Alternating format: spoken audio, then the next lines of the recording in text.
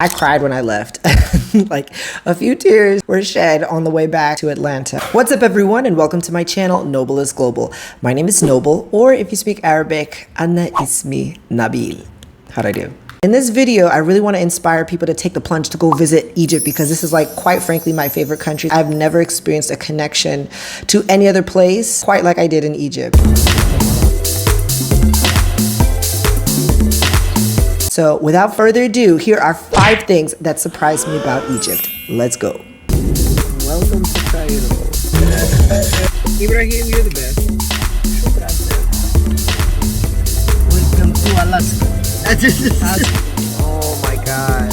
Yalla, yalla. Okay, so number 1, the first thing that surprised me about Egypt was Egypt is actually really safe. The last time I tried to go, which was in 2015, there was like an attack in ISIS. There was, like some political uprisings, things that I think are kind of in the past now. Egypt is very, very, very safe. Now, of course, like take it with a grain of salt because I'm a man, so I understand like my male privilege inhibits me from really understanding like what women have to go through there. But I have a lot of friends that are living their life and they observe different rules, of course, because they are in a Muslim country. So you have to be aware of that. But in general, I found Egypt to be quite safe, especially if you're traveling in a group with like 2 or 3 people. I've seen solo travelers as well of both genders, So I would say if you're an LGBT traveler, for example, I didn't have any problems there. Like personally, I thought actually I was, the only problem I had, they thought I was Egyptian. So when I remember trying to go on a date one time on a dating app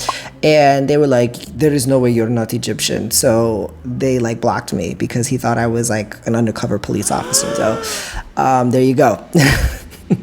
For LGBT travelers, I mean, actually it's probably easy for you to get a room than it would be someone who's not married. They don't care as long as you pay for the room. If you ordered 2 beds, then it's not that big a deal. They're used to seeing a lot of different tourists.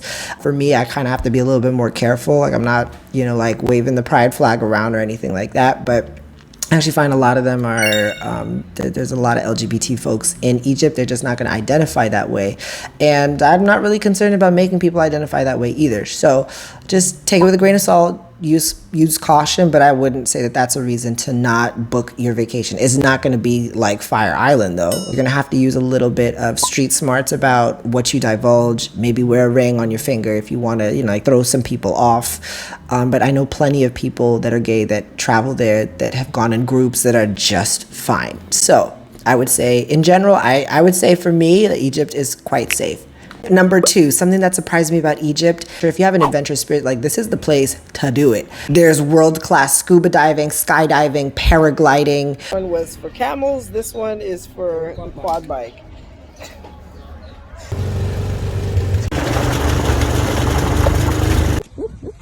We're about to go to the West Bank, it looks like.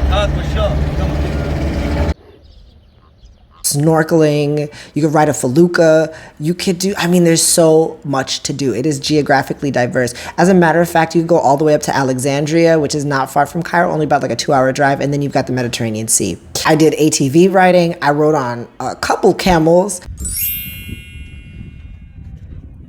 Horseback riding in the desert, that's like pretty epic. So for anyone that's just thinking like, oh, Egypt is going to be hot and desert. Yes, it is hot. Yes, there is desert, but there's so much more to experience. Anything. They got it. And this goes into point number 3. If you're enjoying this video, now's a great time to tell you all, please subscribe and give this video a thumbs up. I'm a new channel, so every little bit of support helps. Now, back to the video. Point number 3. The most expensive thing about Egypt is the plane ticket. Once you're there, everything is like super cheap. I became an upper middle class citizen overnight. I did a hot air balloon for like, I want to say it was only like $30. Okay, that's unheard of in the United States. And it was super safe. I had a great time. And there's really no better way to see the city in Luxor, for example, than to do it by a hot air balloon. Assalamu alaikum. Alaikum salam. Welcome to Luxor Balloon. Chip soup, Hot chef soup. not hot chicken soup. Just keep that in mind that if money is an object for you, getting the plane ticket is the most expensive thing. It actually will be cheaper for you once you get to Egypt. And if you want to spend like, I don't know, 2 weeks, which I think is great, 10 days to 2 weeks minimum so that you can really get to see stuff. If you're going to travel this far, it's going to be worth it. fun fact number 4. Egypt has some world-class hospitality. I mean, the people are so warm and welcoming. Oh my gosh, I was cold, so they brought me a blanket.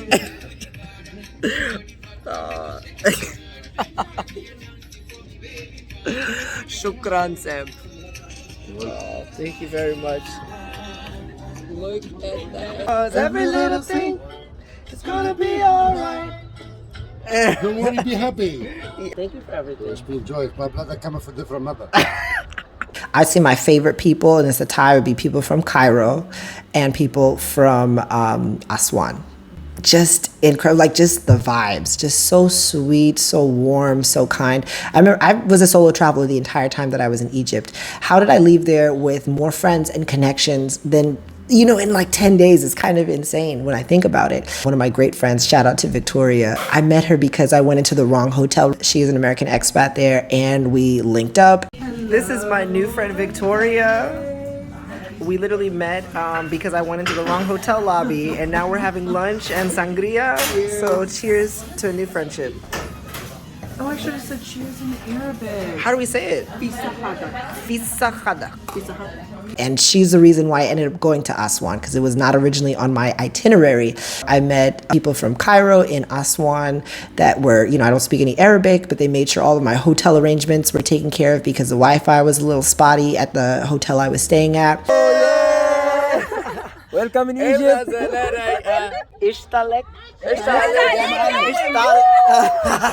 They called and they were all like negotiating to make sure that I got the best price. Like, this is too expensive, too expensive. You pay $60 a night, that is too much.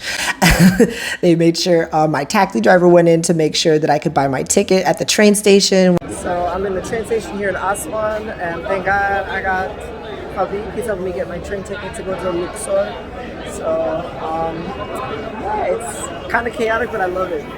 So many acts of kindness and just genuine hospitality. I can't like stress that enough. Now, it's not to say there's not going to be some folks that are crafty, you know, but my trick for it is to, like I said, make a friend. That, you know, make a friend, just be polite, be kind, say hello before you start asking for what you want. Say good morning, learn a few words in Arabic, and inshallah you'll meet some really great people that can help you while you're there. Welcome to Nubia. Erminebu. And last but not least, number 5 surprised me about Egypt was how often I saw myself there.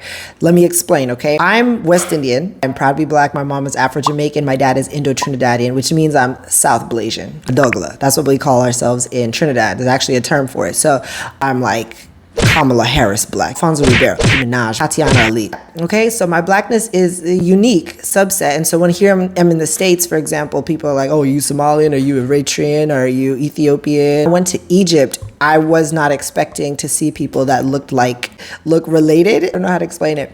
Egyptian man, your face, Egyptian, not tourist. Your face and my face, the same. The same face. Yes, your Nubian is my brother, is Nubian country.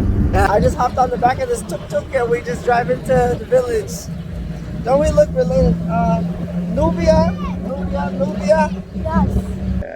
Nubian, oh, you're also Nubian. You are our cousin, you know. Yeah, really. I look like a Nubian. You like Nubian, really. Yeah. I Your appreciate that. face is like Nubian.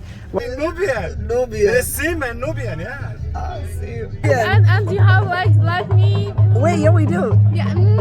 So as I think about it, the reason why it's probably because our media is so whitewashed when it comes to Egyptian representation.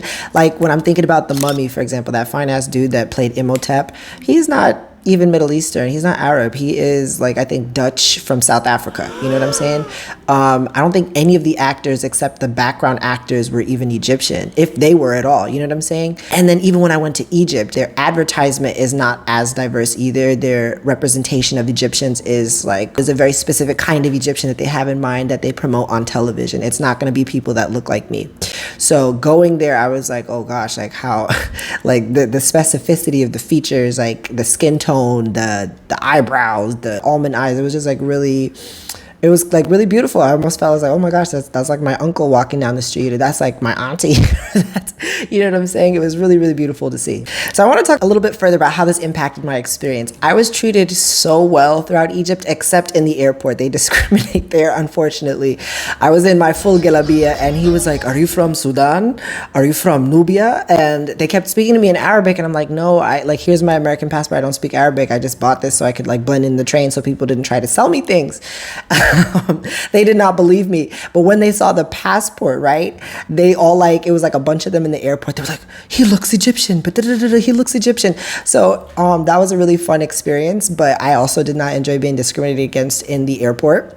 So that's one instance. But nonetheless, I'm really happy that I have that experience to share, because I have a very nuanced cultural understanding of the discrimination that people with darker skin tones, Nubian features might experience if they don't wear Western attire. So that was really interesting. I do have a couple funny experiences. One in particular, I was at an all-inclusive resort in Hurghada, which is on the coast. Yeah, I wanted to see the Red Sea. I'm like the only black guy there. Everybody else is Russian. And I'm sitting at the table, right? And the waiter comes up to me and I order a glass of wine. So if you know anything about Egypt, it's a Muslim country. He looks at me like, haram. It's forbidden. You're not supposed to drink alcohol. And it's like only a few days before Ramadan. So he was like really shocked, like, why are you ordering wine? Like, you're not supposed to do that. And then I tell him, I was like, no, I said, I'm American, like, I'm Caribbean. And he was like, oh my gosh. And then he brought all of his waiter friends, and they're like, he looks like he's from Ghana, or he looks Nubian, he looks like he's from Ghana. So that was really funny. Also, fun fact, Egyptians do not know how to make mixed drinks, unfortunately, because they don't drink alcohol. So I had the weirdest mixed drinks on that all-inclusive resort. I was just like, I'm gonna just stick to water and juice. Fresh juice, they got that down, but alcohol, anything alcoholic, no. Another really fun fact, I don't know what hieroglyphics they be putting in the McDougall Attell textbooks with a very specific set of skin tones and things like that. Long story short, the hieroglyphics I saw in my textbook did not look necessarily like me. However, when I went to go see the hieroglyphics for myself, I was seeing skin tones with the reddish brown that I've got, with certain features. It was just like really beautiful and empowering to see yourself in something other than slavery. You know what I'm saying? It was really beautiful to see myself on the walls of art that has survived for millennia. Looking in a museum even and seeing people that look like your relatives or look like you, that were rulers, leaders, architects, not shackled, or depictions of us living in the jungle, which is fine too, but that's there's so much more to the Black experience. So to see that in Egypt was so empowering. So that sums it up in as much as I can in such a short period of time of how I was able to see myself and how it pleasantly surprised me in Egypt. And overall, I was treated so well. I was treated like a brother. I loved it. I especially recommend you go to Nubia. That's going to be like Luxor, Aswan area. Amazing. Absolutely amazing. This is Aswan. Yeah, this is Aswan.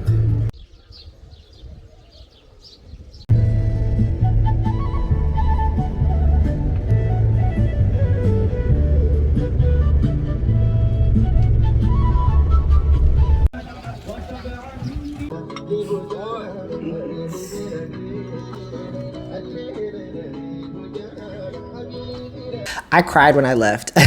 Like a few tears were shed on the way back to Atlanta. And I must say I'm going back again. So stay tuned if you all want to travel with me, because I'm going to be organizing trips there in the future. I've never experienced a connection like that before.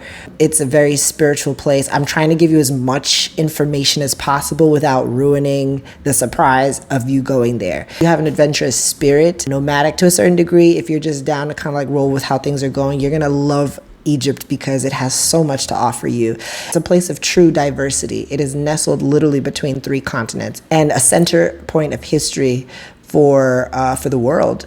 So I would say go and see it for yourself. Thank you all so much for watching this video. I really hope that this inspired you to go and visit Egypt. It is quite frankly one of the most beautiful countries I have ever visited. If you have any like specific questions or comments, please leave them in the box below. Thank you all so much for watching, and I will see you all next time. I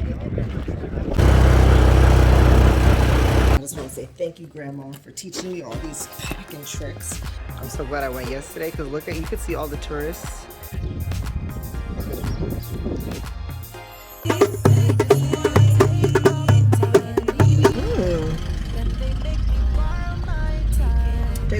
stage. So I am riding a horse in the Giza Plateau.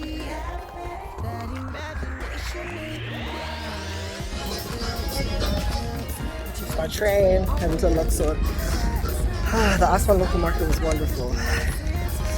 You know, a lot of sellers are a little mad at me.